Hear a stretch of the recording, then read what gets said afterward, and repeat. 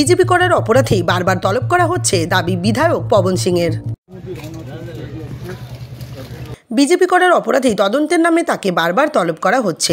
সোমবার সিআইডির মুখোমুখি হওয়ার পূর্বে জগদ্দলের মজদুর ভবন থেকে বেরিয়ে সাংবাদিকদের মুখোমুখি হয়ে এমনটাই দাবি করলেন ভাটপাড়ার বিধায়ক পবন কুমার সিং। প্রসঙ্গত, পুরনো একটি মামলায় এর আগে দুবার তাকে তলব করেছিল সিআইডি, যদিও তিনি তদন্তকারীদের মুখোমুখি হননি। সোমবার ফের তাকে তলব করেছে সিআইডি। সেই তলবে সাড়া দিয়ে এদিন ভবানী ভবনের উদ্দেশ্যে তিনি রওনা দেন। জগদ্দলের মজদুর ভবন থেকে বেরিয়ে পবনের অভিযোগ, বিজেপি করার অপরাধে তাকে বারবার ডেকে হেনস্থা করা হচ্ছে।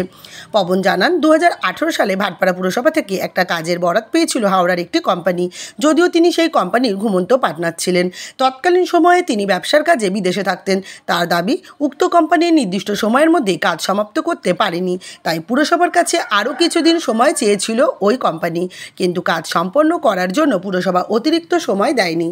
বিধায়ক আরও জানান, 2020 সালে 28শে জুলাই ভাটপাড়া পুরসভা সেই কোম্পানির বিরুদ্ধে মামলা করে, যদিও এর আগে বারাকপুর পুলিশ কমিশনারেটের ডিডি ডিপার্টমেন্ট তাকে দুবার ডেকে জিজ্ঞাসাবাদও করেছিল। সেই মামলায় এবার সিআইডির তলব। পবনের দাবি, তার বাবা যখন তৃণমূলে চলে গিয়েছিল তখন মামলাটি হোল্ড আপ ছিল। বাবা এখন বিজেপিতে, তাই ফের মামলাটি ওপেন করা হয়েছে।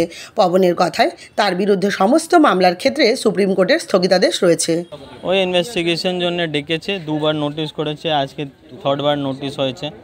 তো দুবার তো আমি যেতে পারিনি কেন কাজের জন্যে, এবার আজকে নিশ্চয়ই যাচ্ছে। কি মনে হচ্ছে কেন বারবার এরকম?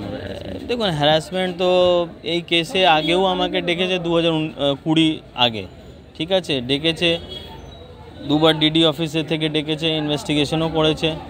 ওর পরে যে বাবা টিএমসি মধ্যে চলে গেছে, কেস পুরো হোল্ডিংয়ে চলে গেছে, ক্যান্সেল হয়নি, হোল্ডিংয়ে চলে গেছে। ফির বাবা বিজেপির মধ্যে এসে গেছে, ফির কেস রিওপেন হয়ে গেছে, ফির ওই কেসের মধ্যে ডাকা যাচ্ছে ইনভেস্টিগেশন করার জন্য। বিজেপির বিধায়ক কেন বারবার এরকম ডাকা হচ্ছে, কী কারণ জানেন? কারণ আছে ওই ইনভেস্টিগেশন করার জন্যে, হ্যারাসমেন্ট করার জন্যে। কেন কেসে তো এরকম কিছু নেই।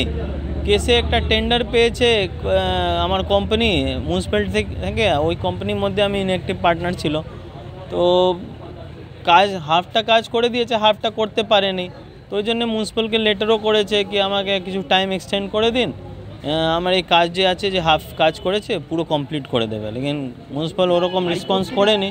হাইকোর্ট থেকে স্টে অর্ডার আছে না, সুপ্রিম কোর্ট থেকে স্টে অর্ডার আছে। সুপ্রিম কোর্ট থেকে স্টে অর্ডার শুধু এই কেসে নেই, আমার উপরে মোর দেন 20টা কেস আছে, সবাই কেসের উপরে স্টে অর্ডার আছে। ও 2019 আগে থেকে আছে স্টে।